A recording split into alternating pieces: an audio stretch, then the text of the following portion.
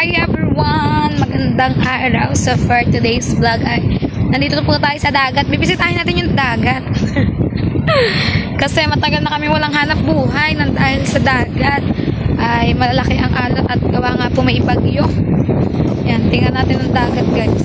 Alam nyo ba, almost 2 months na walang trabaho ang aking asawa. Jowa ko. Hindi siya makapaglako kasi lalaki ng alon. Wala siya kasama ba? Ang hangin. Yung pa niladala ko ng hangin.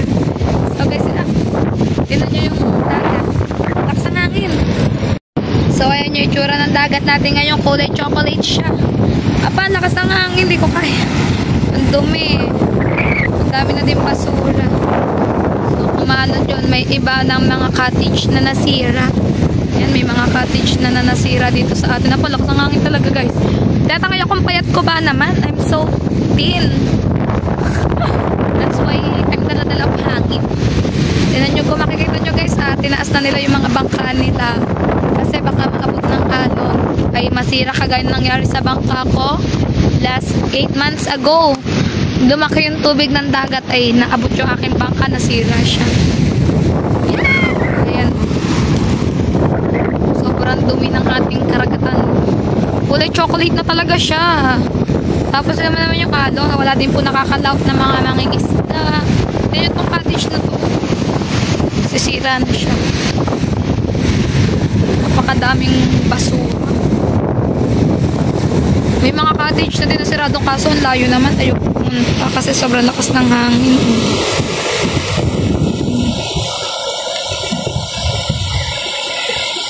Sobrang naghirap na yun guys. Gawa na ang mga maglalaot ay hindi makalaot dahil sa laki nga ng alon at ang mga maglalako din sila makapunta.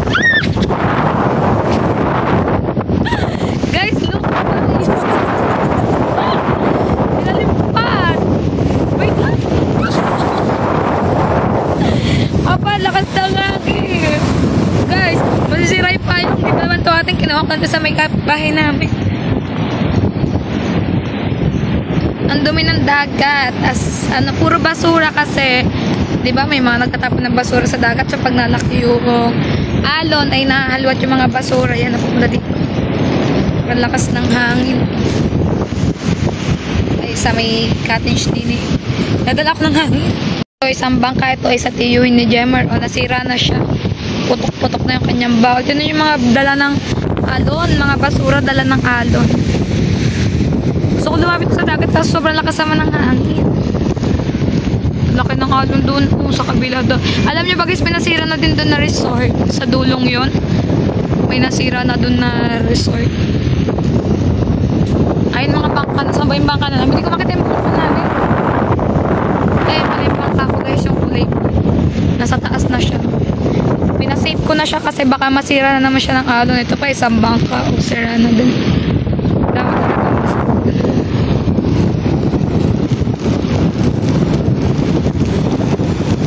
Lapit tayo sa may dagat. Alam nyo ba guys, ang hanap buhay ng mga tao dito pag tag-ulan is nangunguha sila ng nyog. Ayan yung mga dala siya ng alon.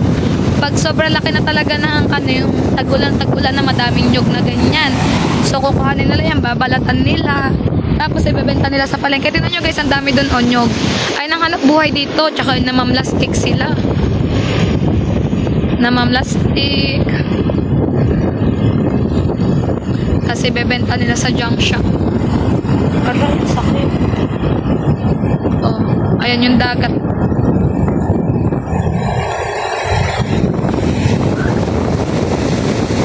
Ayan guys, talaga umakit kasi sobrang lakas na talaga ng hangin. Aray ko! Malakas, hindi ko na makano yung tinatangay ako ng hangin. Yung buko. Ay, grabe. Sobrang lakas.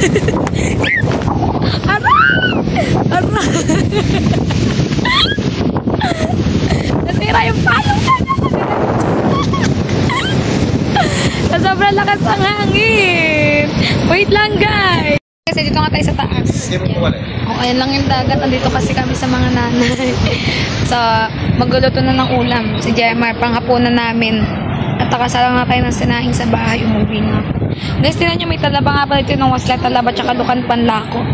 Talaba yan guys, bagong kuha yung fresh. Fresh ang talaba, yung dukan. Nagluluto si Gemma. Ay, pong gamit niya panluto. Kahoy. Pero nabaga lang ay yung pandik. Magluluto siya, ito ulam namin. May wagang corned beef na may itlog. Pambasang ulam. Tatorta yan. Basta wala bang tuyo doon sa ang uso.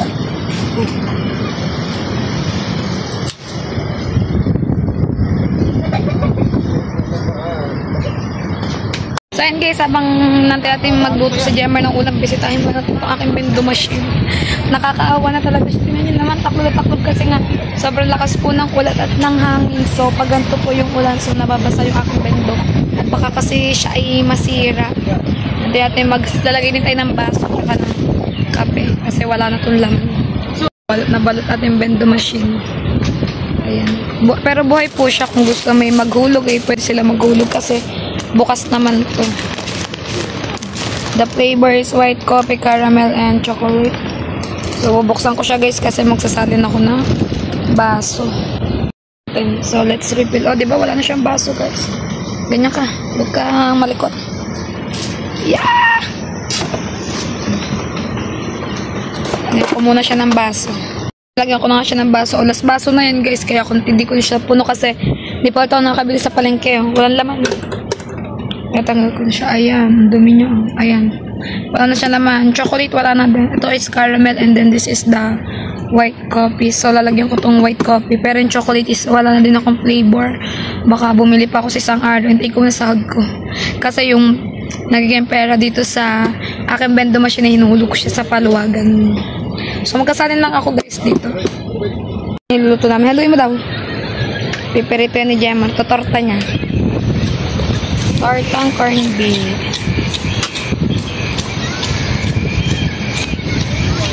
Luto ng ating ulam. Di ba ba itong tortang ko? Sisig yan. Ano? Tortang sisig. Tortang sisig.